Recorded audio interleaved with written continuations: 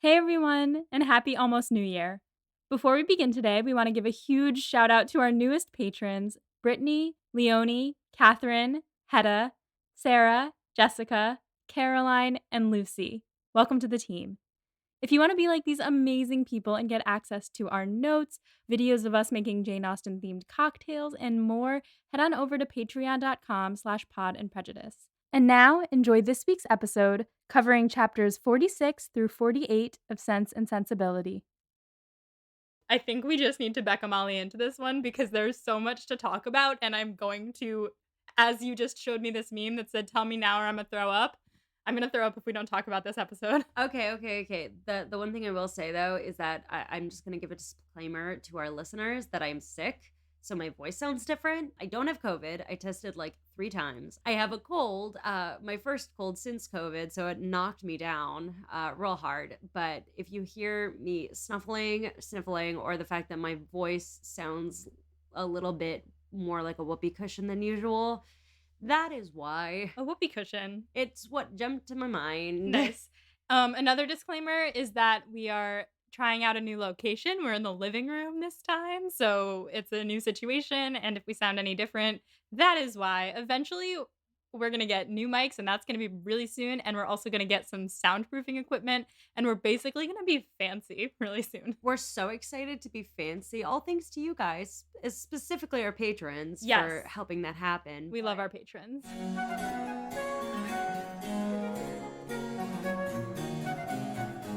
This is Becca. This is Molly. We are here to talk about Jane Austen. We are here specifically to talk about Sense and Sensibility chapters 46 through 48, or volume 3 chapters 10 through 12. Is that 10 through 12 correct? Yes. All right. Well, we'll find out, won't we? That's actually, I have nightmares that we've been saying the wrong numbers the whole time, and someone's like, "What chapter are we on?" Oh no, don't worry. We've already made enough Austen faux pas. Our true fans love us anyway. You're right. We love our true fans too. To our true fans, you know us, but if you are joining us for the first time, I, Becca, have read many Jane Austen books before. And before doing this podcast, I, Molly, had never read any Jane Austen books before. And if you want to hear me read Pride and Prejudice for the first time, go back and listen to season 1. But in case you're here for Sense and Sensibility, you're in the right place. Yes. So today we are nearing the end of this book. But you know what that means, Becca? It's almost time to watch the movie. Oh, listeners, we are so excited to watch the movie because during the Pride and Prejudice run, we watched the movie remotely, but for the Sense and Sensibility run, we get to watch the movie together. But we actually have to finish the book before we get to the movie. Yes. So should we just dive in? Chapter 46. Marianne, slowly but surely, is returning to health. And at last, she is able to go to Mrs. Palmer's dressing room. Now, where was she before? I think she was just in her room. Like bedridden? Yeah. What is the dressing room? Is that like in a big fancy house when you walk in and you have like rooms instead of a room? I'm going to look at this dressing room. French paintings of ladies in dressing and at their toilettes provided us with insight of how dressing rooms were once constructed and used. While we think of dressing as a private affair, William Hogarth demonstrates in his painting Mirage à la Mode, the Countess's Morning Levee, how a woman of means with a large elaborate dressing room would entertain visitors while she was completing her toilette. Yes, okay, wait. So the dressing room is like in Pride and Prejudice when Lizzie is doing her whatever, and then Lydia runs in and she's like, "What do you think about this dress? Kitty took the other one," whatever, you know. Well, I'm pretty sure the Bennets did they have dressing rooms? I thought they were just doing their makeup in their bedrooms. In the 1995, indeed they were. So anyway, so she's feeling better. That's the main takeaway here. And she asks for Colonel Brandon to come visit her so she can thank him for fetching her mother. And in my notes, it says, "Here we go," because I felt very certain that this was going to be it. This was going to be the moment that they finally fall in love and talk to each other, because so far it hasn't happened. But it doesn't really. So Eleanor like watches him react to Marianne as he and she are like talking, and she sees in his face that he's like equating her to Eliza and seeing how sick she is, and it's just bringing up a lot of memories for him. Meanwhile, Mrs. Dashwood is watching Marianne, and she's seeing what she thinks is, quote, something more than gratitude. So I just love the way that Brandon is described in this scene.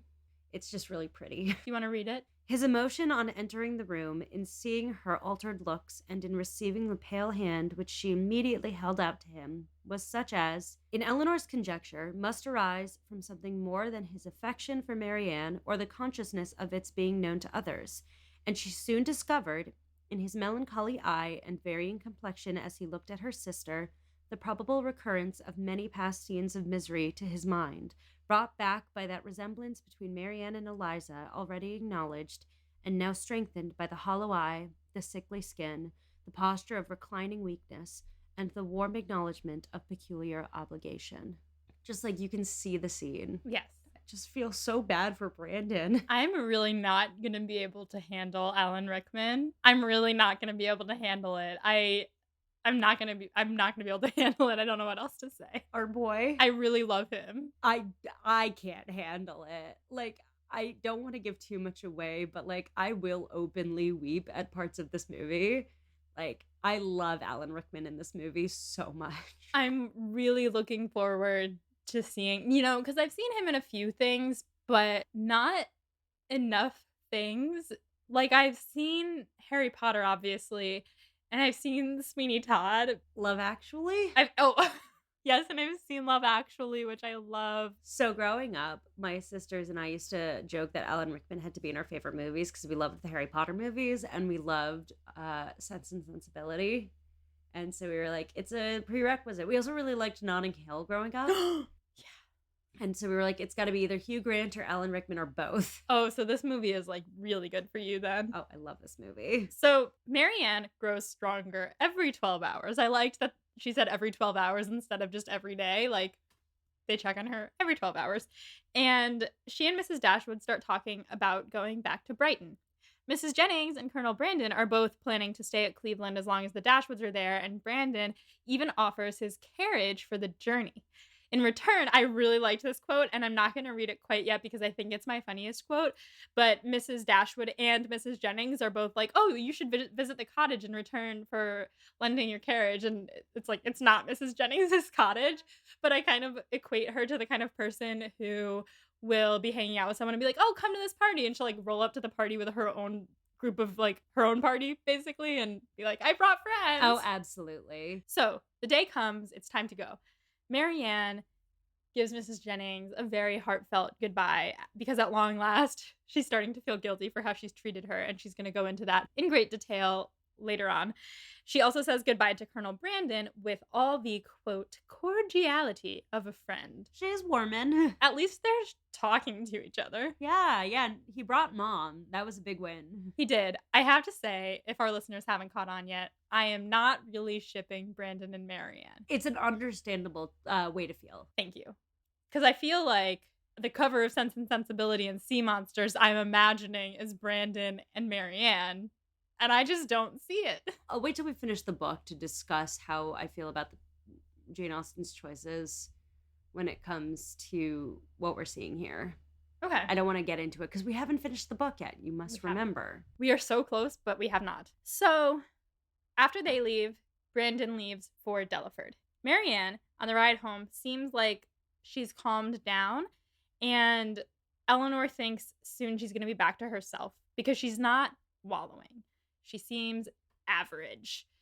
But when they get close to Barton, Marianne sort of becomes wistful and turns her head to the window and starts to cry, but quietly though.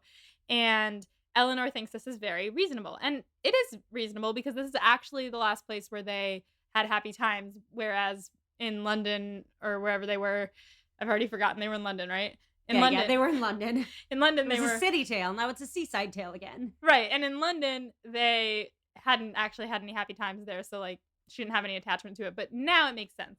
When they get inside, Marianne looks determined to get used to being here and to see everything without being like, this is where we last held hands.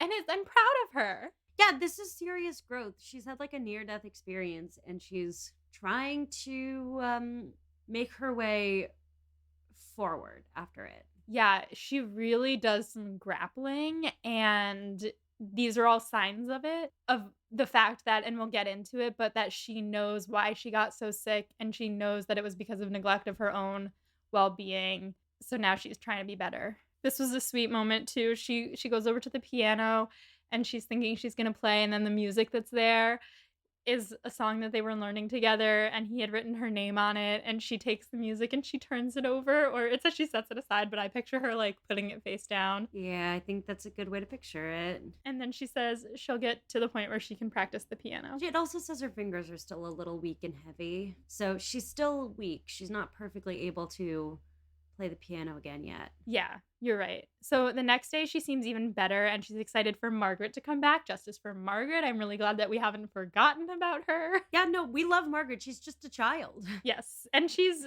having a little sleepover somewhere right Yeah. now. So Marianne muses about all the walks they're gonna go on, and the weather's gonna get better, and it all feels very Chekhovian, and I realize that in my notes a lot of the times I say that things are Chekhovian, and I don't actually know that all of our listeners might have read Chekhov to the same extent that you and I might have read Oh, Chekhov. I certainly have not read Chekhov to the extent you've read Chekhov. So I felt that it might be needed to explain a little bit about what I mean. So I took a selection from my favorite Chekhov, The Three Sisters, which is just three sisters. Don't come for me, Chekhov stands. Three sisters, and I wanted to read a little bit of what Marianne says next to a little bit of what Chekhov says. So first, I'll do Marianne. When the weather is settled and I have recovered my strength, we will take long walks together every day. We will walk to the farm at the edge of the down and see how the chickens. We will walk to the farm at the edge of the down and see how the children go on, and we will. Chickens. Leave it in. Leave it in, I dare you. Fine, okay. And we will walk to Sir John's new plantations at Barton Cross and the Abbey Land, and we will often go to the old ruins of the Priory and try to trace its foundations as far as we are told they once reached. I know we shall be happy. I know the summer will pass happily away. Pause. And the Chekhov. Listen how the music is playing.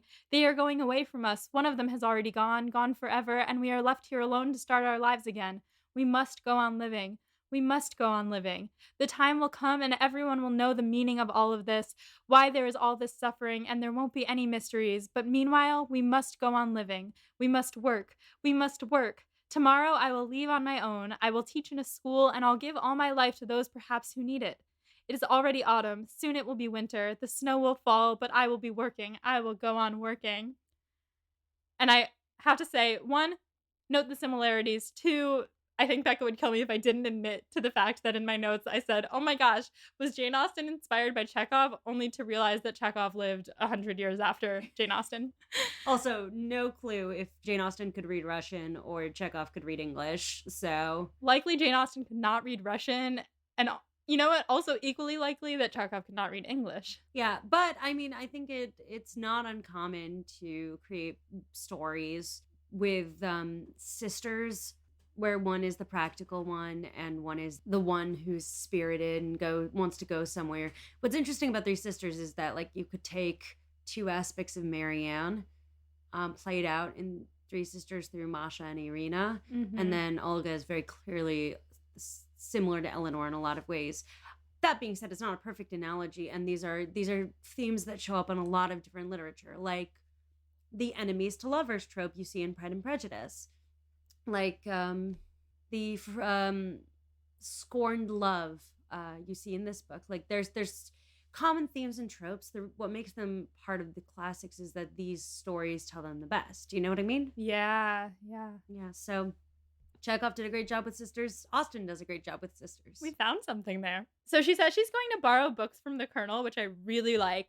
I like that as a way for them to bond. Yeah, you can see they're like at least warming up to each other right now. Well, he's warm up to her, but she's warming up to him. Oh yeah, I mean he's nice and hot for her already.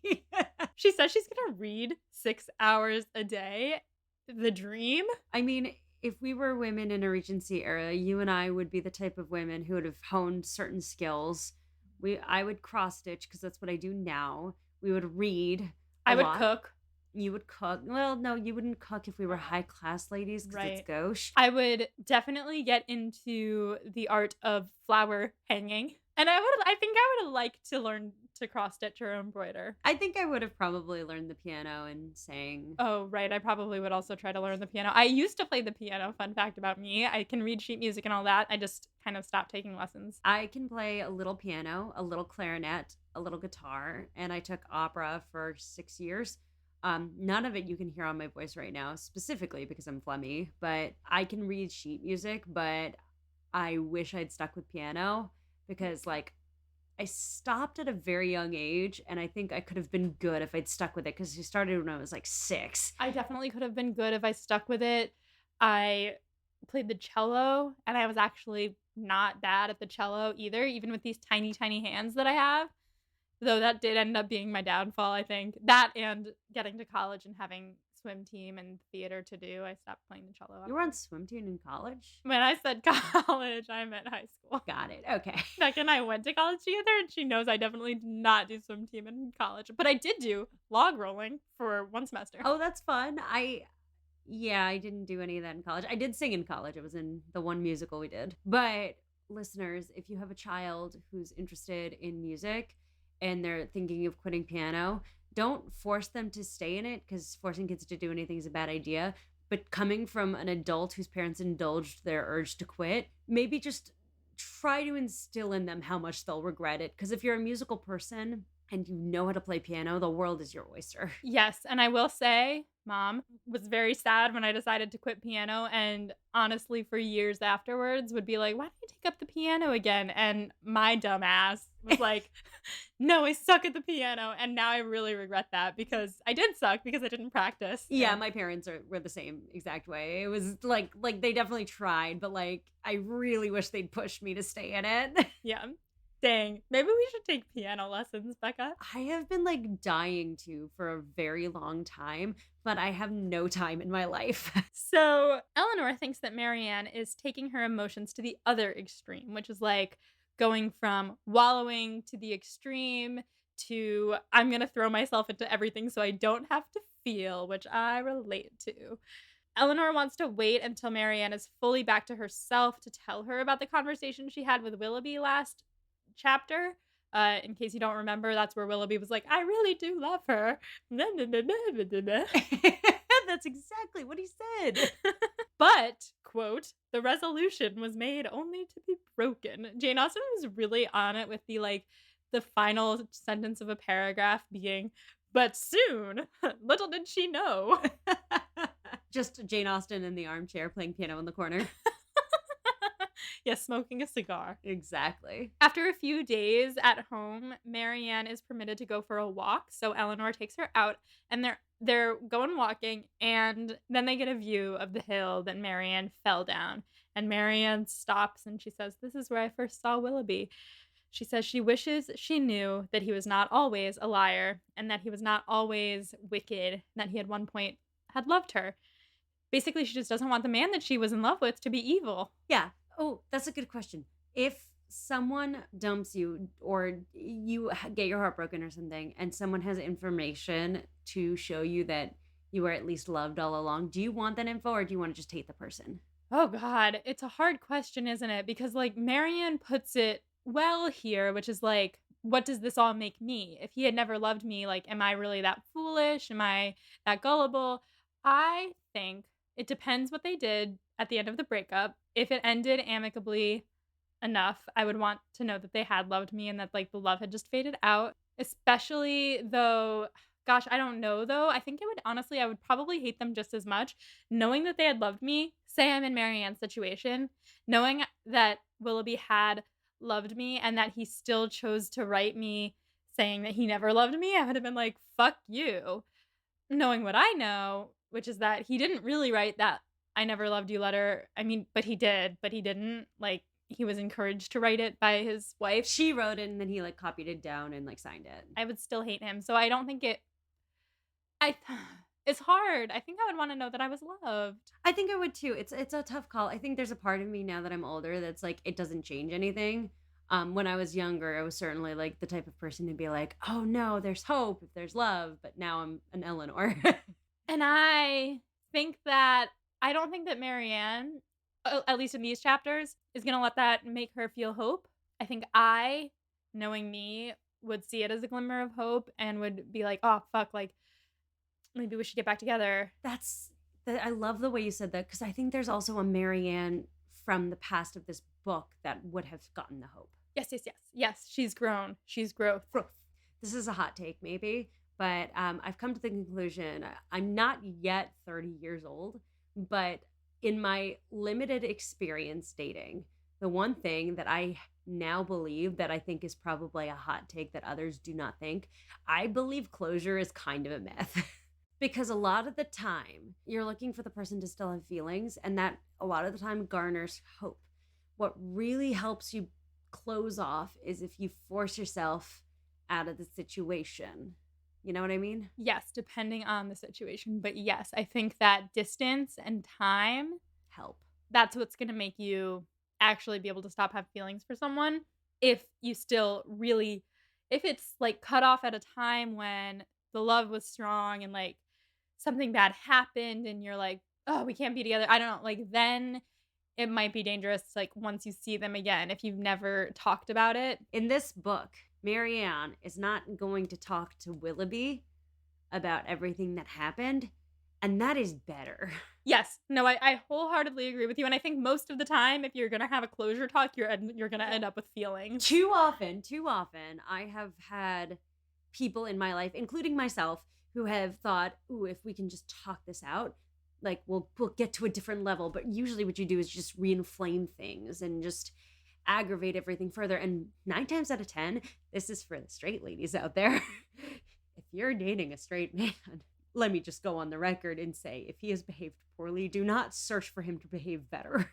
Do not do it, because he is not going to, and you will not get that apology. You will not get it. You will at most get him running to your bed while you're dying and then running away before he even talks to you. Yeah. And that's actually true for some ladies too. I believe that. Let's just say that we are proud of Marianne because she is trying to move the fuck on. Yes. So Eleanor asks how Marianne would explain his behavior if he had loved her. Like, how would she explain him being the way that he is? And Marianne said she would rather think he is fickle, or basically that he is a weenie. Eleanor is thinking about telling her at this point when Marianne like pops up and says she hopes he isn't suffering more than she is, but don't worry, she's not wishing him well because she's really suffering. She just hopes that he's not suffering more.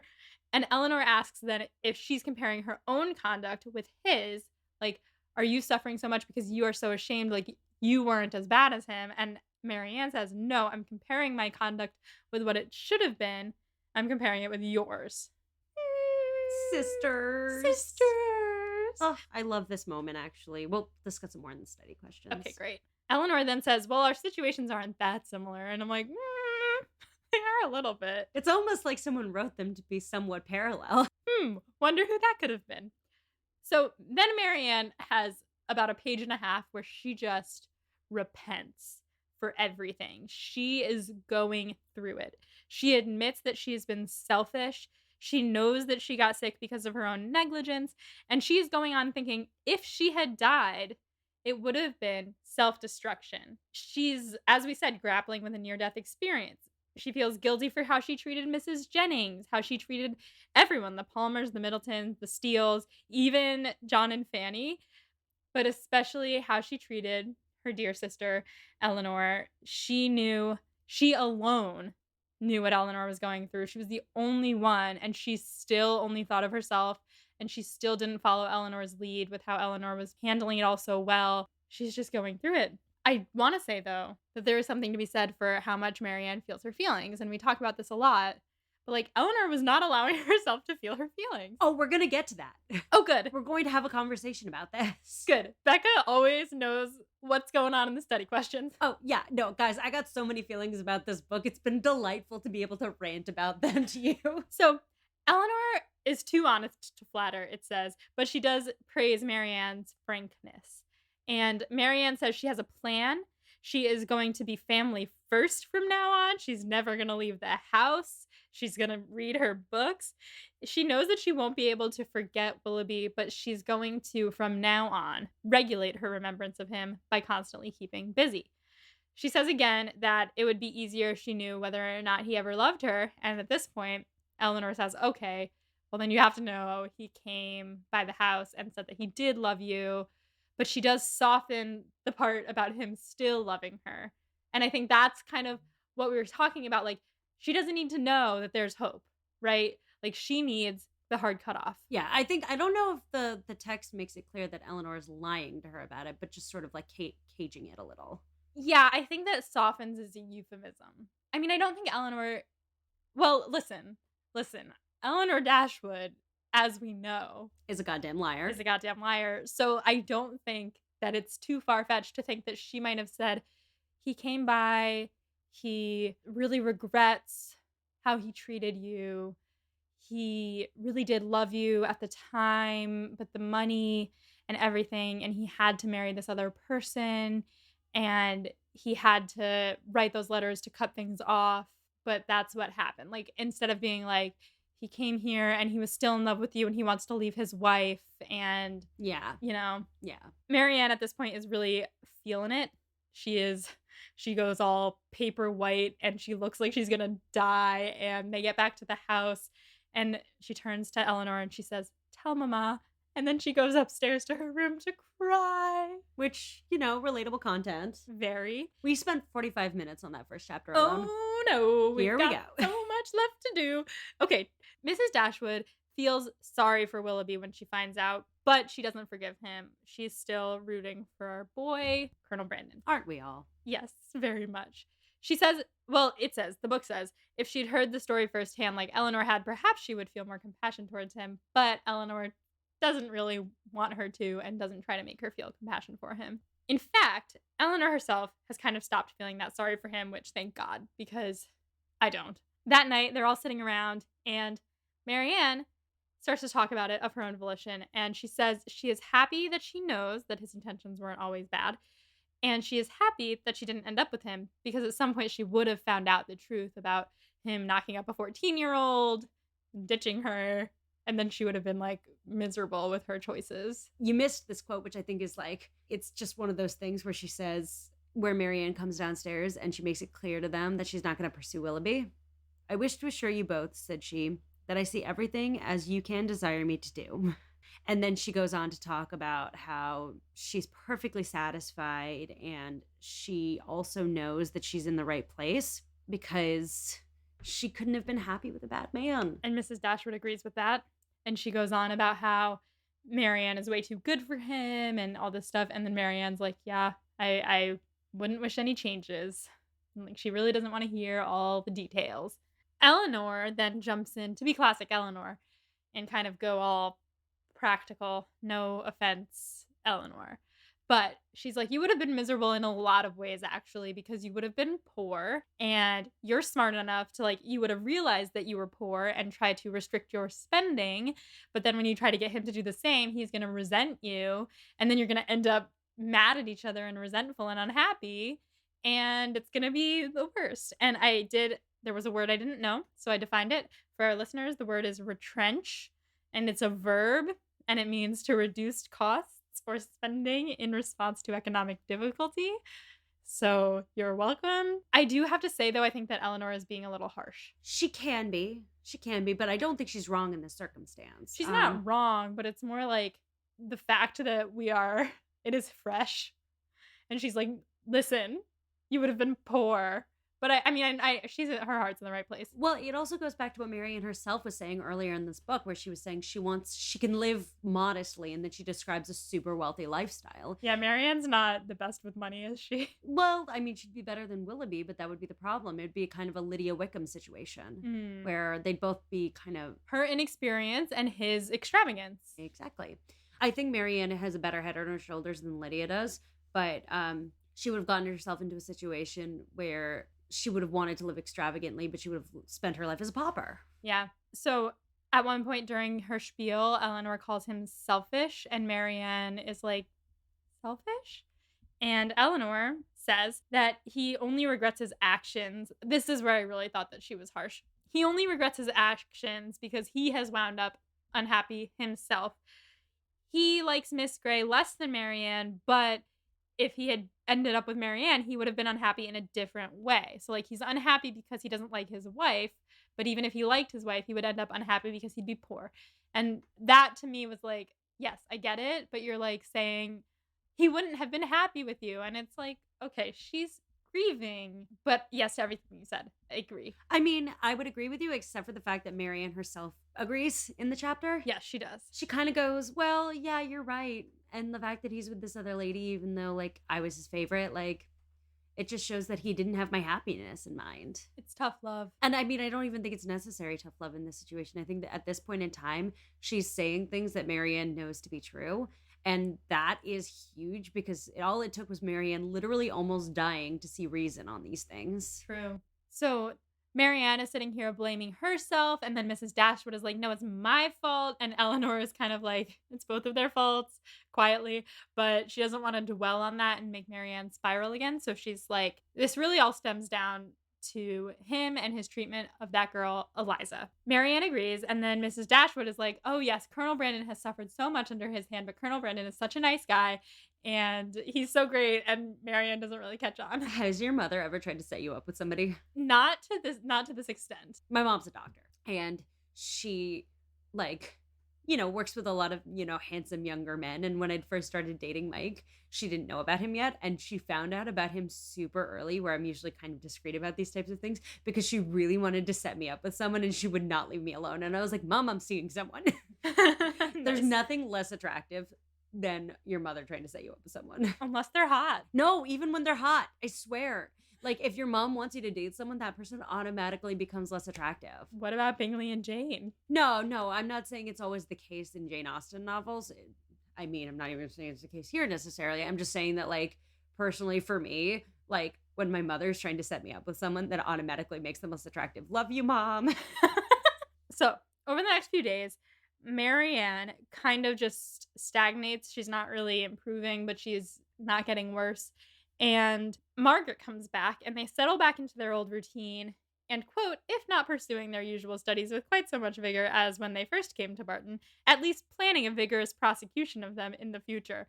This is relatable because I love to talk about the projects I am going to do. I have a cross stitch sitting in my room where I have done maybe like a 10th of it.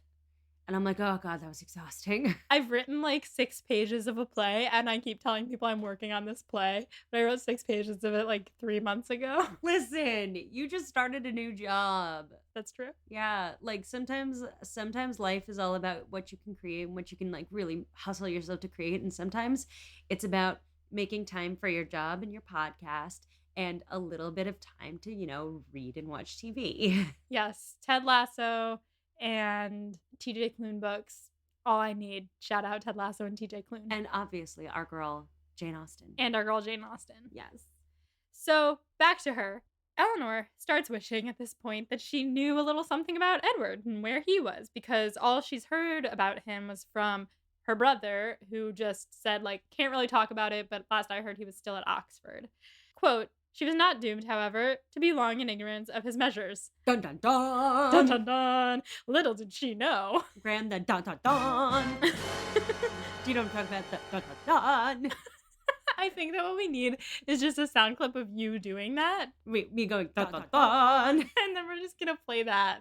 So, Graham, can you splice that and keep it for future reference? Dun dun dun! My, like, sickly voice going dun dun dun! And then, like, in the future, or maybe now, you can, like, layer it on top of each other so it sounds like a chorus of Becca's going dun dun dun!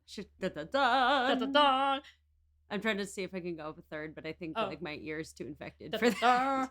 That was not right. Yeah. Dun dun dun.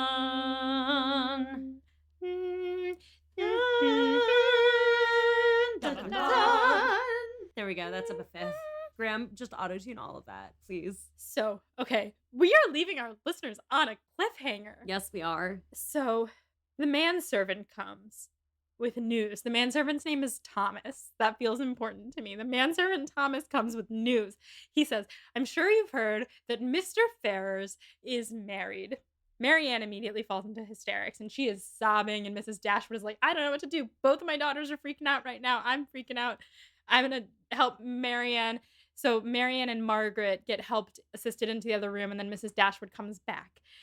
And Eleanor is like sitting there stammering, trying to figure out how to ask these questions, but she can't. So Mrs. Dashwood is like, I will ask all the questions. You just absorb the information. So she asks, who told him that Mr. Ferrars was married? And he says he saw Mr. Ferrars himself with Miss Steele.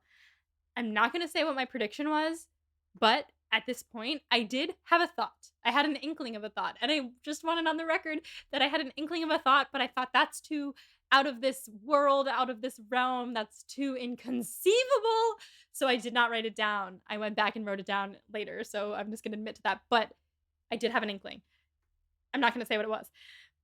Okay. This is so exciting. Lucy told him to give her and Mr. Ferrars his compliments. She was like, give us your compliments. We're married. Mrs. Dashwood then asks if Mr. Ferrars was in the carriage, and he says yes, but he was kind of hiding, and he wasn't really ever much of a man for talking. Then they learn that they were going westward, but they won't be gone long, and Lucy said that they're going to call on the Dashwoods when they get back, but Eleanor knows that they won't. Then Mrs. Dashwood asks if Thomas saw them off, and he says, no, I had to go, so I didn't see them leave. These all feel important. Then she asks if Mrs. Ferrars looked well, and he said she did. She looked happy. Eleanor, Marianne, and Mrs. Dashwood at this point have all lost their appetites. And I like this quote. It says, quote, and Margaret might think herself very well off. That was so much uneasiness as both her sisters had lately experienced, so much reason as they had often to be careless of their meals. She had never before been obliged to go without dinner. Because they are constantly being like, I can't eat. And Margaret's like, well, I can. Yeah. So in case I read that too, like I was too excited, just so our listeners understand what has happened. It is now confirmed that Mr. Ferrars has married Lucy Steele, and Eleanor is heartbroken. Eleanor is verklempt. She is verklempt. So Eleanor and Mrs. Dashwood just sit there together in silence, and Mrs. Dashwood at this point kind of has a Mr. Bennet come to Jesus moment where she's like, oh my God, my daughter's been suffering. She's been lying to me about her own suffering because she didn't want me to suffer more while Marianne was suffering, but I've been a bad mother. It's a really good line. She feared that under this persuasion she had been unjust, inattentive, nay, almost unkind to her Eleanor, that Marianne's affliction, because more acknowledged, more immediately before her, had too much engrossed her tenderness, and led her away to forget that in Eleanor she might have a daughter suffering almost as much, certainly with less self-provocation and greater fortitude. Yeah. It's just so sad. This is so sad. That moment really cuts deep, and like, we've spent this whole book with Mrs. Dashwood just adoring her daughters, and then there's just this moment, the moment she realizes she's failed Eleanor, like, really hurts. And especially because when Mr. Bennet realized he failed his daughter, he didn't fail our protagonist, because he's always been a good father to Lizzie. But Mrs. Dashwood just sort of realizing it's not even a lack of love or a bad parent move on her part, it's just the realization that when someone suffers in silence, you have to actually do the affirmative step of reaching out. And her being like, well, I've been lazy because my other daughter's been suffering so much, but maybe I really should have been paying more attention. Ugh, it hurts. It hurts so bad. And that is the end of that chapter, which brings us to chapter 48. Which, boy, you thought you knew where this book was going. I really? Ooh, okay, let's get into it. Side note, while I was watching The Holiday, I thought, I hope Jude Law is in this movie. I think that would be nice. I'm not gonna look at Becca's face, but imagine Jude Law, Hugh Grant, and Alan Rickman all in one place. Becca's hiding behind the pillow. I can't see her. Anyway, I really think that he would make a good John Dashwood. He would make a good Willoughby. What a sweet boy. I mean, like, he in The Holiday is really just like the epitome of perfection. I mean, Mr. Napkinhead. Okay, we're gonna. I love Jude Law. Let's get into unrelated Jane Austen. Eleanor finally is no longer a goddamn liar. She finally admits to herself that she had been holding on to a little shred of hope, and that is finally gone, and she is heartbroken. She was surprised at first that Edward and Lucy could have gotten married when he had not yet taken orders, like he is not yet ordained. But then she thinks Lucy probably wouldn't want to delay. It said that she wondered how Edward must have felt being so close to Barton, how he must have felt after reading Lucy's message. What message? Sorry? It says, how must Edward have felt upon reading Lucy's message? On hearing Lucy's message. What does that mean? Oh, that she ran into Thomas? Yeah.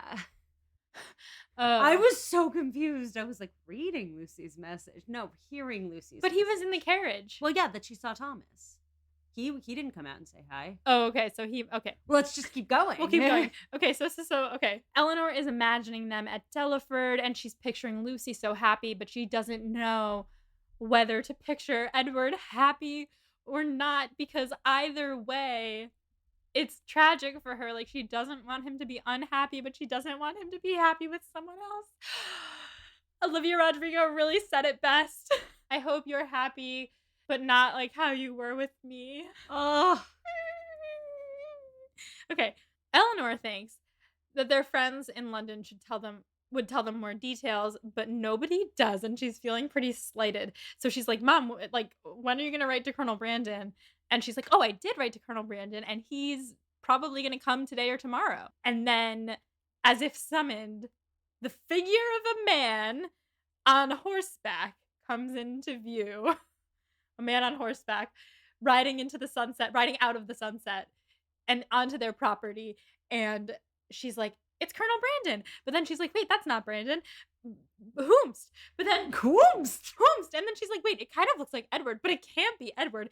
But then it is. Really quick side note, this is the second time one of the Dashwood girls has mistaken Edward for another guy. Yeah. Well, the first time she thought it was Willoughby and it was Edward. Yeah. No, that was Marianne. Marianne thought it was Willoughby and then it was Edward. In this case, Eleanor thinks it's Brandon, but then it's still Edward. Yeah.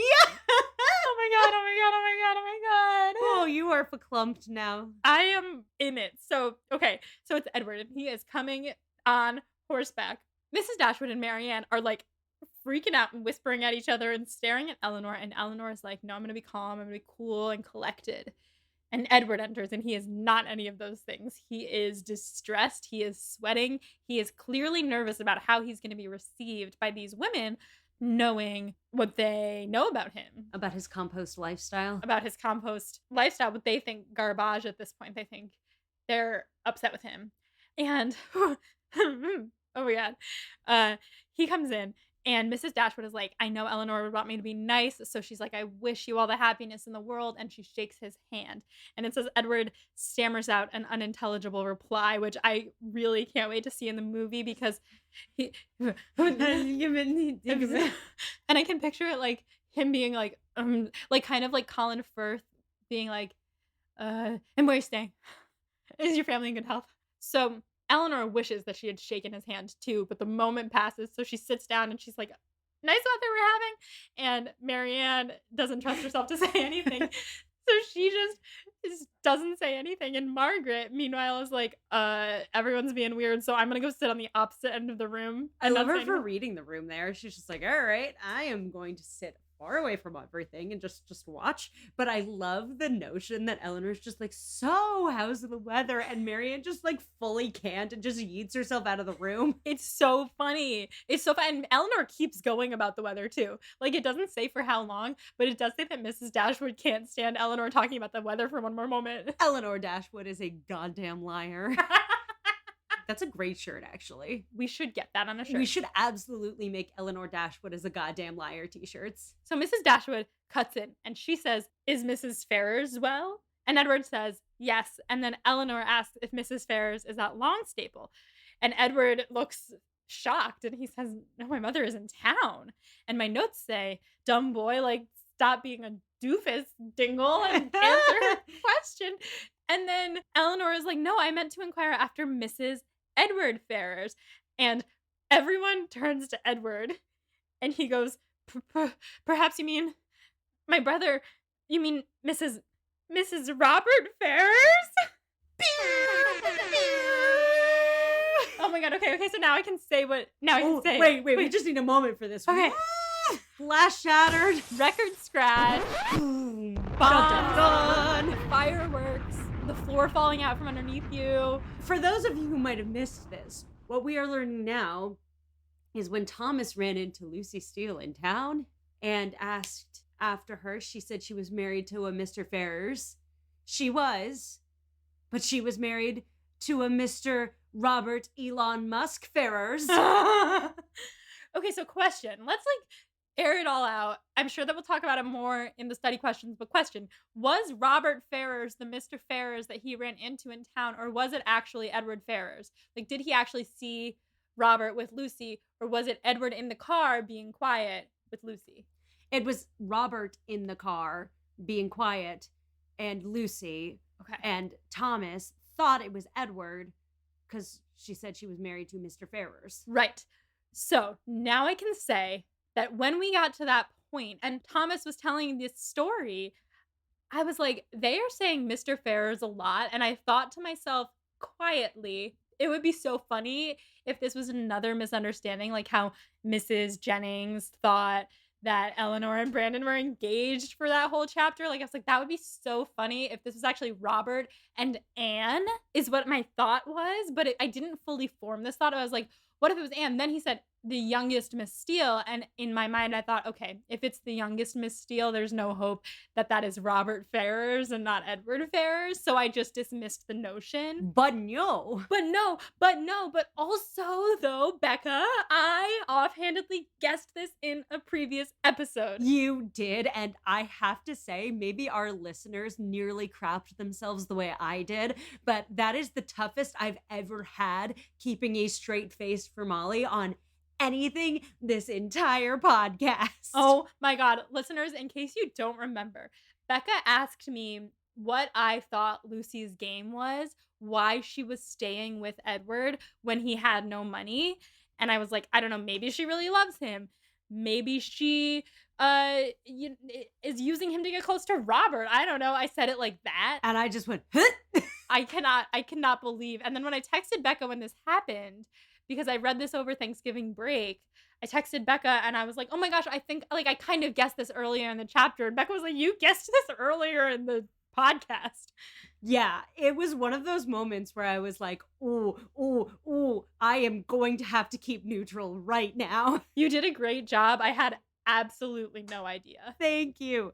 Ooh, I'm proud of myself. I'm proud of you for guessing. Thank you. Again, it was very in this book, we've talked about this before, but you have made so many correct offhand predictions. It's like you're a wizard. You were saying that it's like that theory that Ron is a seer because he sometimes says things offhandedly. For those of you who don't know, fans of the Harry Potter books have a theory that Ron is actually a seer because there's a bunch of times through the book series, not the movies, but the book series where he makes accidental offhand predictions that turn out to be 100% correct later.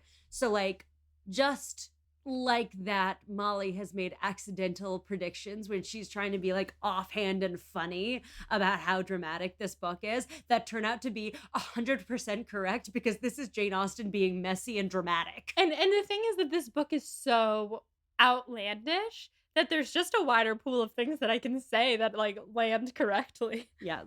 But anyway, let's keep going. Yes, so we did it. Mrs. Dashwood and Marianne are Mrs. Robert Ferrars, and Eleanor is just in shock.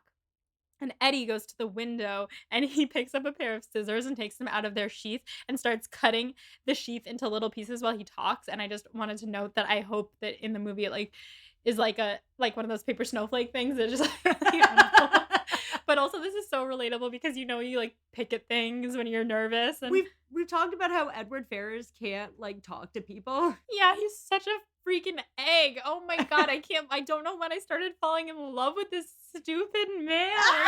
This is a good time to tell you that I have had a crush on Edward Ferrars since I was a small little girl. Wow. Yeah. Oh my God. Man. Yeah, but keep going. So he says his brother has married Lucy Steele.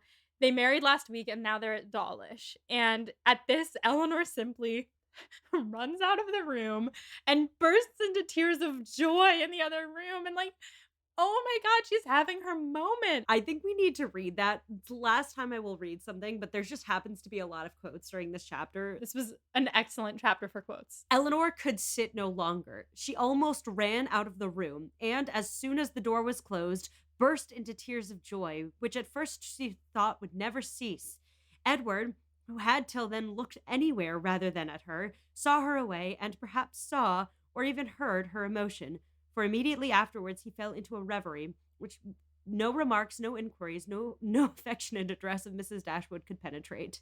And at last, without saying a word, left the room and walked out toward the village, leaving the others in the greatest astonishment and perplexity on a change in his situation so wonderful and so sudden, a perplexity which they had no means of lessening but by their own conjectures. And that's the end of those chapters. Whew! Wow. Whew. What a good set of chapters. Which brings us to Becca's study questions. Wow, okay, I'm ready. Let's do it. All right. What do you make of Marianne's transformation? How about how she compares herself to Eleanor? Growth. Yes. Growth, first of all. The comparing to Eleanor, on the one hand, you see how Eleanor handles things and you wish you could be more like her. But I almost don't want her to want to be more like Eleanor, because Eleanor was really sitting on a lot of things and in turmoil. I mean, Marianne was in turmoil too, and she was kind of increasing her own turmoil by being more dramatic about it. And I think that she's found a good balance. Well, no, she's gone the other direction. She's now not feeling her feelings at all and trying and like being more like Eleanor. See, I actually think that Marianne's found herself a good balance here. She's feeling things still. She's still crying. She's still going up like to her room when she needs to, or leaving her room in a tizzy when she needs to. But she's also taking a very measured response to her heartbreak. And the combo is, I think, something very necessary for her. Because need we remind you that, I don't know, I used the royal we there, but I did. Need we remind you that just a few chapters ago, Marianne almost died of her own heartbreak. True. And so obviously she does need to find a way to actually like deal with her feelings. Now, nowadays we have things like therapy for those things, but in this day and age, just being able to like process your own feelings and deal with them instead of just projecting them all over the place turns out to be something very helpful for Marianne. And so a lot of people read this chapter in the book as sort of a chastisement of Marianne, of her wild sensibility and her foolishness and her selfishness, and that she basically gets punished out of her bad thinking and her stupidity and learns to be more like her much more sensible sister. I think that's wrong. I don't think that's what Jane Austen's going for here. That's not how I read this book. And listeners can feel free to disagree with me on this, but the way I read this book is that Eleanor and Marianne come from very different extremes, and these chapters actually are a really good way that they find pieces of each other. I was going to say they needed to learn from each other this whole book. Didn't they? They really did. One of them needed the other's sense, and the other needed the other one's sensibility. Yes, and I think that what really cuts off this argument at the knees is Eleanor's reaction to Edward in this last scene. She runs away and she bursts into tears that she thinks are never going to stop. And that is a very Marianne move of her. And Edward's in the other room and she even admits that he can hear her crying. And it's this moment where all this stuff Eleanor's been holding inside for months just like comes forward because she can let it go.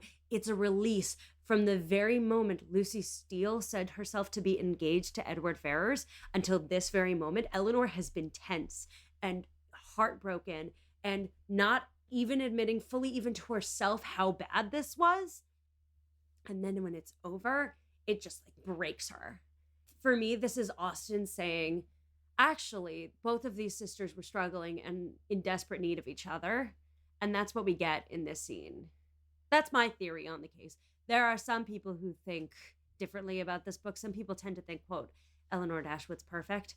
But as we have established, Eleanor Dashwood is a goddamn liar. Eleanor Dashwood is so not perfect. And I think Jane Austen is a little bit smarter than just scolding Marianne for how she feels. I agree. And I've been sort of like dropping little hints about that as we've read the book. Yes. Anvil-sized hints. But I really think it comes together in these chapters. I agree. Yeah. No, these chapters were honestly perfect. You were so worried. You were like, how is any of this going to end? I still am like wondering how certain plot lines are going to end, but at least Eleanor and Edward, I'm like, oh yes, this is very Deus Ex Machina. Machina or Machina? Machina. Deus Ex Robert Ferrars. Deus Ex Robert Ferrars of her. Yes.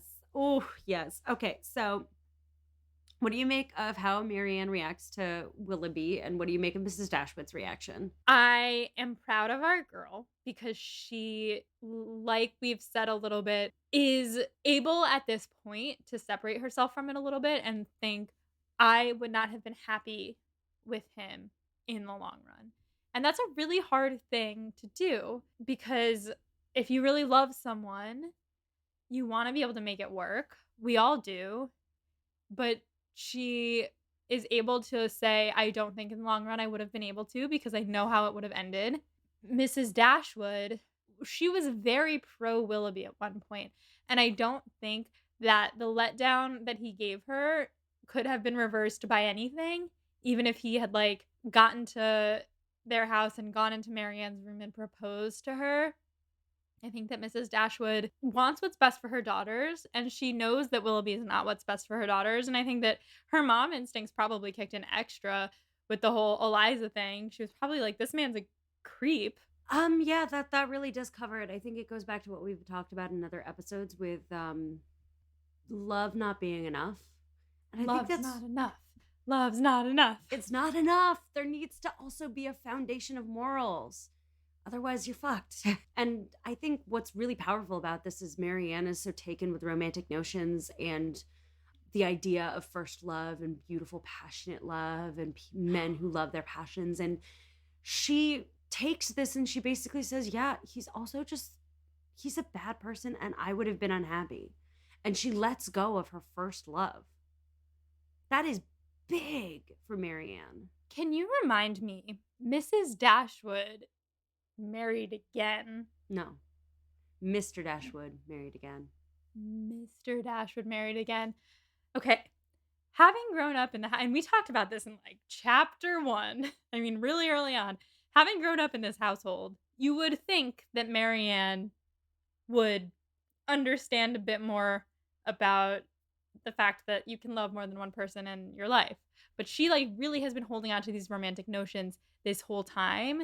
And the fact that she has finally broken out of that, and I mean, maybe not because she is saying, like, I'm going to be family first. I'm going to be in the house forever. I'm going to be hanging out with you guys. I'm never going to love again. She doesn't say I'm never going to love again, but she implies that she's not going to chase it.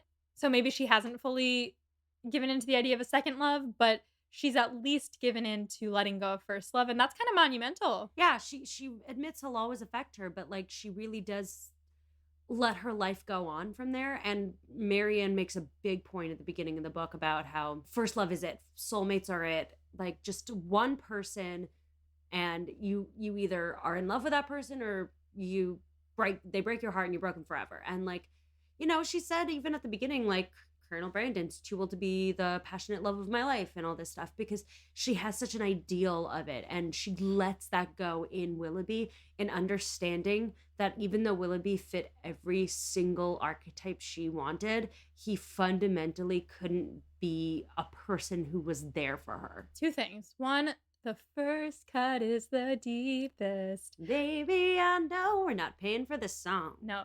Number 2, can you remind me, they first met Mr. Colonel Brandon, sir, where? At John Middleton's. They were visiting Barton Park. Well, they were in Barton Cottage, and he was invited over to dinner. And they liked him, and they found him to be of better manners than the rest of the people they were dining with. But Marianne found him to be kind of too old and was sort of shocked that he was taken by her and that John Middleton was pushing the match. And she was basically like, he's too old to be romantic. He's basically like on the verge of death. And Mrs. Dashwood was like, oh, you think I'm on the verge of death? Like, I'm only like a few years older than him. And she, like, we had a whole conversation about age difference and about what it means for two people to be better suited to each other or worse suited to each other. And then Marianne met Willoughby falling down the hill, and Brandon's chances were absolutely fucked. So Marianne has known this whole time that he has a thing for her. Most of it, yeah. I kind of forgot that, to be honest, like, that everything that you just said. I mean, I knew that we had talked about age difference and everything, but I forgot that she knew and was kind of like, "No," and wrote him off. And she's really been, like, kinda rubbing it in his face this whole time and avoiding him whenever he comes into the room, and To be fair, I don't think she knew he was into her necessarily. I think she heard from John Middleton that it would be a good match and that he was into her. And she wrote it off as John Middleton just being nosy and trying to like make things happen. I see. So I don't think she knew Brandon was super into her. Also, even in that case, she didn't know he was like falling in love with her. She heard that he might have like a thing for her in terms of being a nice match. And to her brain, that was like, oh, he thinks I'm hot. Didn't necessarily know that he was like, oh, you remind me of my foregone love and you have a passion and zest for life I wish I could express. So I don't think she was being totally unfair, but she, Marianne is thoughtless through a lot of this book because of her own pain and the fetishization of her own pain. All right. Edward is free. Let's get those trumpets going, like a little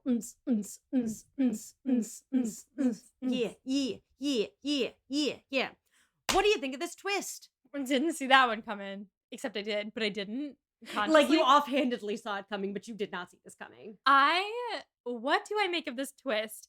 Well, again, Deus Ex, Robert Ferrars.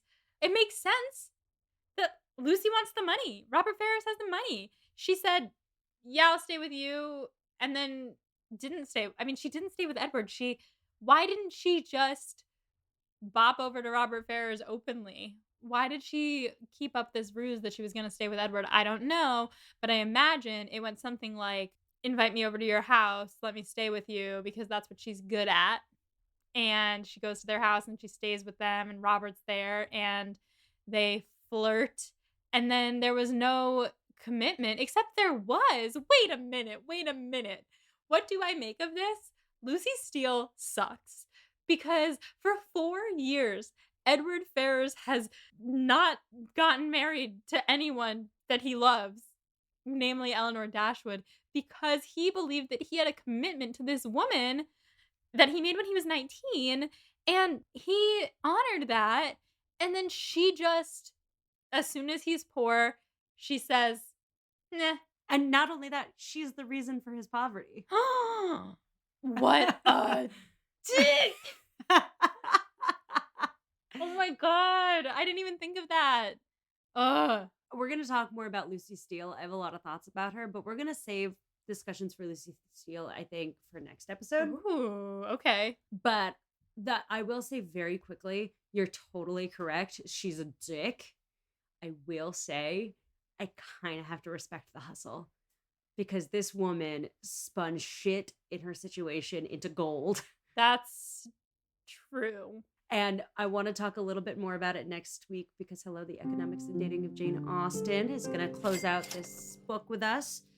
But oh my god, is next week our last episode? It is our last episode of the book. Wow. Yeah, we only have 2 chapters left. Unbelievable. Oh my Yeah. god, how is this gonna How will this fudge? that's what I was trying to figure out. I was like, how shall this come to pass? How will this fudge? Just to say this really briefly about Lucy Steele, like we talked about the game women play to secure their financial situations in these circumstances, and Lucy was playing with a deck of cards far worse than any other player we have seen in this society. But Edward wasn't as poor as he was after she got involved. I'm not talking about Edward. I'm talking about Lucy herself. Oh, okay. She is like an illiterate, uncultured, poor girl who is poor in a way that like no other character we've talked about has been poor or lower class. And she made her way up and up and up and up until she found herself attached to a very, very, very wealthy man. And she is set for life. Now, we're going to talk about this further again later, but you kind of have to give props. A little bit. I'll give props, except that she ruined Edward's life And Eleanor's. and Eleanor's life, and kind of just left a trail of fire in her wake. She absolutely did. She absolutely did. And she should not be let off the hook for that. However, I just think that in a society where everything that can happen well for a woman is based on how well she can marry, and in a society as rigidly classist as Regency era England, it is shocking that Lucy Steele has managed so well for herself. There's a lot of dire circumstances, and it's kind of like that Amy March quote in Little Women, the movie, not the book, because that book does not have this quote, but I'm not a poet, I am a woman, and as a woman, I have no way of making my own fortune, and I must support my family. Like, Lucy did her job with aplomb and no morals. That is all I'm saying. But we're going to discuss Lucy a little bit more later. All right. How do you think this happened? We talked a little bit about why and what you make of it, but how do you think she did it? I think that she wormed her way in by saying that she was with Edward. I think she started going over to their house. I don't know, like, showed her boobs. Like, what do you mean? Like, I just really want to hear you pontificate because we don't know the details. right. Blackmail? Maybe blackmail? I mean, it's possible that she was like, Edward and I banged at 19, and I'm gonna tell everyone if I have a child. I don't know. Like, it's what is. I think it's probably along the lines of going over to their house a lot, saying that she's courting Edward, but then sleeping with Robert. I mean, there's no limit to the ways in which this could have happened because we are in a different world from the one that we thought we were in, because everyone is banging and having babies and sleeping with their fiance's brother. Maybe. They probably had sex at this point. They're married. Right. So, I mean, in my mind, it was just her going over there, flirting with Robert, and then being like, propose to me. And then him being like, will you marry me? And then her being like, yes. And Edward being like, what the fuck? That's kind of what my head thought. However, because I've been right by throwing things out there before, I'm going to say maybe she slept with Robert and then got pregnant and was like, you have to marry me. Maybe Robert has been in love with her this whole time. Maybe blackmail. Maybe she got Mrs. Ferrars involved somehow. I don't know.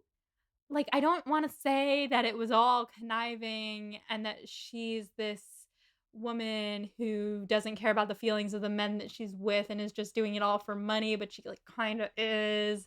We'll leave it at that. Last thing, we already talked about this because it came up in the Marianne question, but what do you make of Eleanor's reaction? Oh, Eleanor. The utter just shutdown at first, where she's like, where she just sits back in her chair and doesn't say anything. And then he goes on and he's like telling the whole story, and she just gets up and runs out of the room and cries. That part, well, it's a breaking point at long last, but like a happy one. Like, I was happy when she ran out of the room and cried, because she hasn't gotten to do happy tears yet. She hasn't gotten to do any tears, really. She hasn't gotten to do any tears yet. The closest she got was mourning over Marianne, thinking that Marianne was going to die.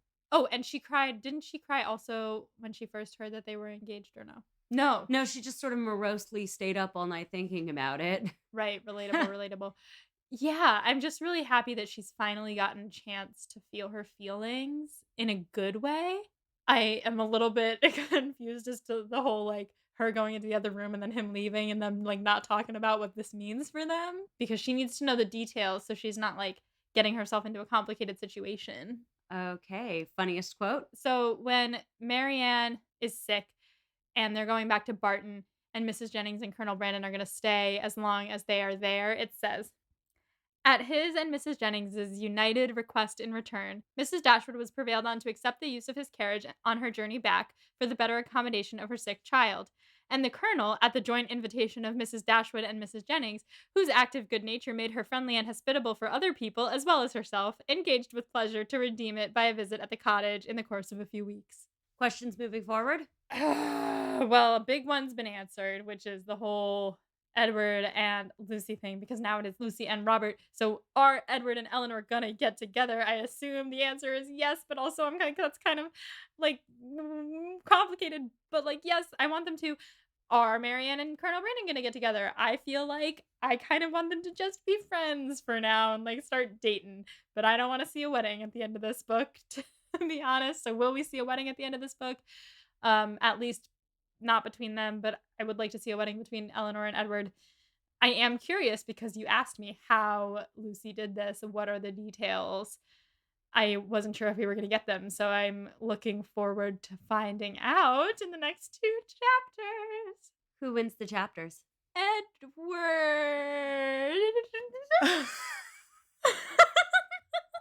Oh my god, oh my god, oh my god. Wow. I think Edward wins the chapters. What a 180. But with the caveat that he kind of stumbled into winning them. He tripped over his gold medal. Yeah, he wins them because he made Eleanor so happy and like she really wins like in terms of who's coming out happiest right now, but he wins for giving her that joy by accident. All right. Listeners, that concludes this penultimate episode covering the book version of Sense and Sensibility. For next week, we're going to read chapters 49 and 50 and finish out the book. Oh my god! Yes, last book chapters, we're almost done. It's happening. We're almost done. All right. So yes, that is thing number 1. Thing number 2, we have some movie content coming out for Sense and Sensibility. Sure do. So get strapped in. We are not leaving behind this content. Season 2 of Pod and Prejudice covering Sense and Sensibility is not wrapping up when we wrap up this book, but thank you so much for your joining on this journey with us. Also, listeners, we're going to be doing a Q&A to finish out the book as well. So if you have questions for us, you can email us at podandprejudice@gmail.com. You can DM us at Pod and Prejudice on Twitter or on Instagram. You can also, we're going to put a little Instagram story with a little Ask Me Anything question box on our Instagram. You can also respond to that there. We'll collect all of our questions and answer a few. Molly, have I covered everything for rounding out Sense and Sensibility? I think so. I'm so excited that we are almost done with this book because Becca said as soon as we finish recording our last episode, we can watch the movie. Listeners, we are going to get a bottle of wine chilled in the fridge while we are recording that last episode. And then immediately afterwards, we are going to watch this movie. So excited. I can't wait. So excited. So until next time, stay proper. And find yourself someone who you thought was married to someone else, but then it turns out that he's not married to her and that you can marry him after all. Yeah, do that.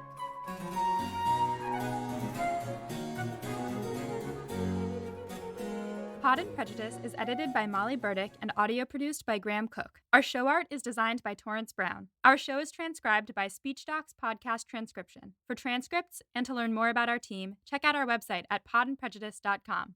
To keep up with the show, you can follow us on Twitter, Instagram, and Facebook at Pod and Prejudice. If you love what you hear, check out our Patreon at patreon.com/podandprejudice to see how you can support us, or just drop us a rating and a review wherever you listen to podcasts. Thanks for listening.